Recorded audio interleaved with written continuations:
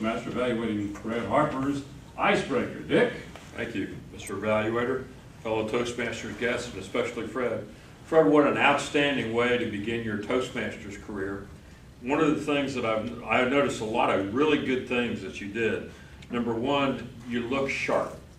Number two, I noticed that prior to your giving the speech, when all the commotion was going on in the audience, you weren't playing around so much with your notes. You were engaged here, which tells me that you were relaxed. You were smiling a lot, which was good.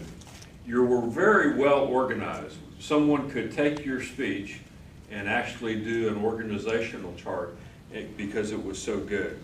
I thought especially what was good, and you all need to pay attention to this when people do it, but you had really good transitions from one point of your life to another point of your life.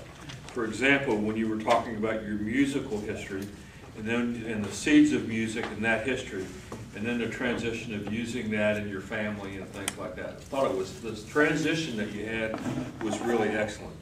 How you closed a little bit quick. I wasn't expecting your close right then. I thought it was a little bit quick.